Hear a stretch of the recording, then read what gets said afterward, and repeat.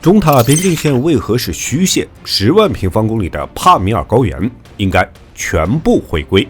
我国与其他国家的边境线在世界地图上呢，大多都被用连续的实线清晰标注，但西部的中塔两国边界线上却有一条虚线。今天就让我们来了解一下，观看中不要忘记点赞关注。1. 塔吉克斯坦与帕米尔高原。位于中亚东南侧的塔吉克斯坦，它在中亚5个国家中面积是最小的，仅有 4.31 万平方公里。这个面积在我国中与辽宁省差不多一样大。它位于阿富汗、乌兹别克斯坦、吉尔吉斯斯坦和中国这4个国家之间。境内的山地和高原约占国土面积的 93%， 其中约一半的海拔在3000米以上，有高山国之称。塔吉克斯坦与我国的新疆接壤，长达430千米边境线在2011年正式划定。在这之前，中塔两国之间存在着领土争议，其面积高达 2.8 万平方公里，主要集中在帕米尔高原之上，地处中亚东南部中国的最西端，横跨塔吉克斯坦、中国和阿富汗。帕米尔高原地跨中国新疆西南部、塔吉克斯坦东南部、阿富汗东北部，是昆仑山、喀拉昆仑山、新都库什山和天山交汇的巨大山系，其面积可达10万平方公里。帕米尔高原山体高大，平均海拔4500米以上，主要山峰均在6000米以上。根据地形特点，帕米尔高原在萨列兹湖西北，被南北走向的科学院山分为东西两部分。其中靠近我国一侧的东帕米尔高原山体浑圆，地形较开阔坦荡；西帕米尔的地形相对高差大，以高山深谷为特征。帕米尔高原在历史上是属于我国领土的一部分。丝绸之路在汉代开始，并且经过此地后，中原王朝的对外贸易往来也随之加强。国内外的商贾都沿着丝绸之路，在地中海与中原土地上频繁往来。虽然帕米尔高原海拔很高，又是多山的地形，但河谷和通道密布，四通八达，所以它就成了东西方贸易往来的必经之地。2. 中塔之间的领土之争从何而来？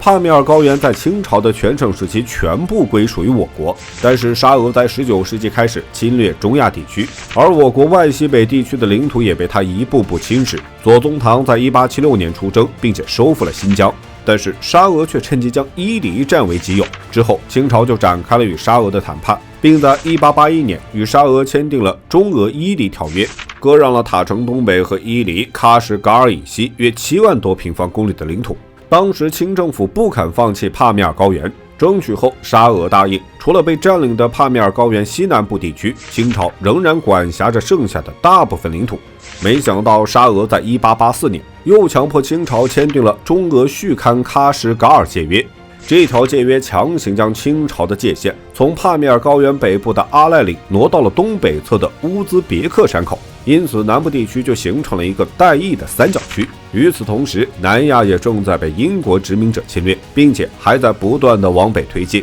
之后，英国与沙俄在帕米尔地区进行了碰面，但两国都不服软，并在此地展开了一场激烈的较量。之后，两国为了自身利益，在清政府没有参与的情况下达成了协议，将帕米尔高原地区的大部分领土给瓜分了。巴基斯坦与阿富汗接管了帕米尔高原南侧的领土，而沙俄则是控制着北部，因此我国与周边国家都有领土上的争议。看到这里，大家也该知道，因为这块领土的不确定性，才导致边界线为虚线。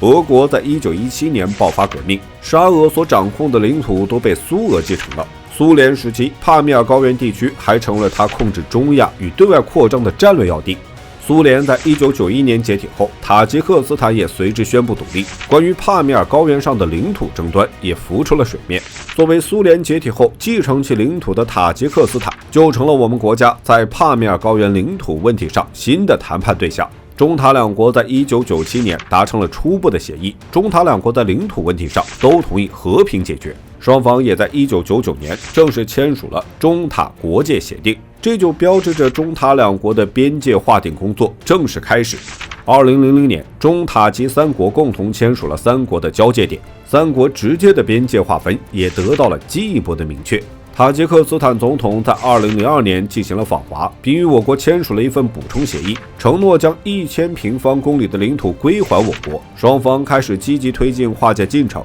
并在2006年启动了边界勘定工作。中塔两国在2011年举行了新划定边界的交接仪式，这就标志着帕米尔高原上的领土争端基本都已解决。